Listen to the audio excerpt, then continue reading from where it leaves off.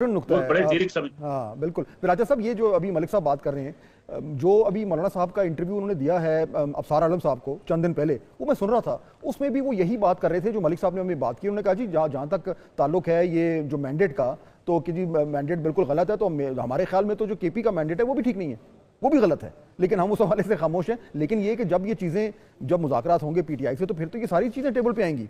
तो आपको भी लगता है कि केपी के अंदर जो है वो पीटीआई से हजम नहीं होगा कि मौलाना को इतनी स्पेस प्रोवाइड करें? इस वक्त तो मौलाना साहब की ज़रूरत है खान साहब को, इस वक्त मौलाना साहब की ज़रूरत है पीटीआई को।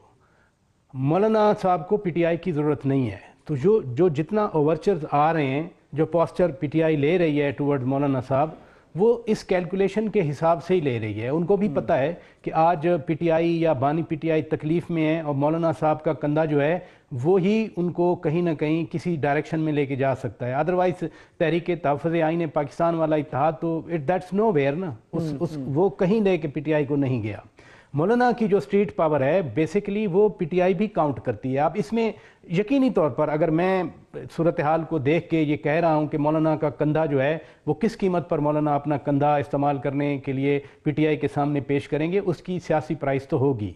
और कुछ ऐसी मेरे पास इतलात हैं कि पीटीआई की तरफ से, ख़ुद खान साहब की तरफ से बाकायदा मैसेज आए हैं मौलाना साहब को, और एक बार नहीं 2-3 बार ये मैसेज आए हैं कि हमारे साथ आएँ, आपको हम ब्लैंक अंडरस्टैंडिंग देते हैं, कागज़ दे देते हैं, आप अपनी जो रिजर्वेशंस हैं या जो आपकी मुतालिबात हैं या आदाफ हैं फॉर एग्ज़ाम्पल, आप वो लिख दें। खान साहब की तरफ से मैसेज आया कि मैं साइन कर दूंगा।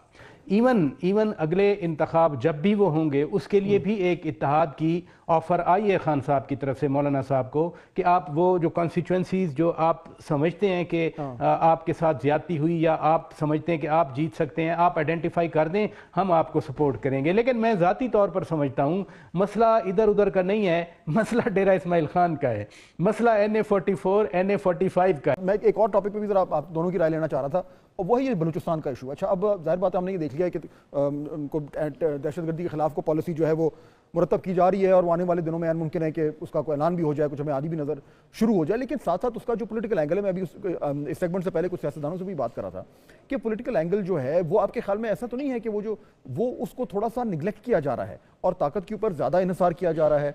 जो कुछ हम देख रहे हैं अभी डॉक्टर मारंग बलोच साहिबा के साथ हुआ, अख्तर मेंगल साहब जो है रोज़ाना आकर कोई ना कुछ तरह की बात कर रहे हैं, उन्होंने को मार्च का ऐलान भी कर दिया है। तो आपके ख्याल में ये एक ऐसा पहलू है जिस पे हुकूमत को थोड़ा ज़्यादा जोर देना चाहिए और सियासी जो एस्पेक्ट है उसको निगलेक्ट नहीं करना चाहिए? यकीनन दोनों एस्पेक्ट्स चलते हैं। ये आपको याद होगा एक नॉर्थ वज़ीरिस्तान का इसी तरह से टॉक्स के लिए हुकूमत ने भी टीम्स बनाई थी मियां नवाज शरीफ साहब की तरफ से, और उधर से भी बनी थी। लेकिन अल्टीमेट क्या हुआ कि एक्शन करना पड़ा। जब बहुत ज़्यादा वो वक्त गुजरा हुआ हो, बहुत ज़्यादा फिर आउटसाइड इन्फ्लुएंस हो, क्योंकि नॉर्थ वज़ीरिस्तान में भी तो ये उज़्बेक वगैरह सारे उधर ही स्टेशन थे, और उनके लिए फिर वो जिस तरह का ऑपरेशन है आपको भी मालूम है कैसा ऑपरेशन हुआ था। और यहाँ भी कि मारंग बलोच के लिए ट्वीट्स भी आ रहे हैं, हमदर्दियाँ भी आ रही हैं, लेकिन रियासत को कहीं ना कहीं कोई फ़ैसला करना पड़ता है। मसलन पीपल्स पार्टी की हुकूमत ने आगाज़ तहफ़्फ़ुज़ हकूक़ बलूचिस्तान का आगाज़ किया था, बहुत सारा अकामोडेट करने की कोशिश की गई, क्या सूरत हाल संभली? नहीं। अगर हम इस बात को इस एंगल से लें कि चूँकि सी पैक है, ग्वादर पोर्ट है, इंटरनेशनल एयरपोर्ट ग्वादर है, उसको फेल करने के लिए ये सारे कैरेक्टर्स इकट्ठे हुए हुए हैं, क्लब हुए हुए हैं, फिर तो हमारी एक राय ज़रूर बननी चाहिए कि हमें हर कीमत पे फिर वहाँ पर अमन का क़याम करना है, चाहे फिर आप उसको पॉलिटिकल उससे करें, पॉलिटिकल कंसल्टेशन से करें, या फिर आप फोर्स से करें। मेरा ख्याल है they should walk in hand.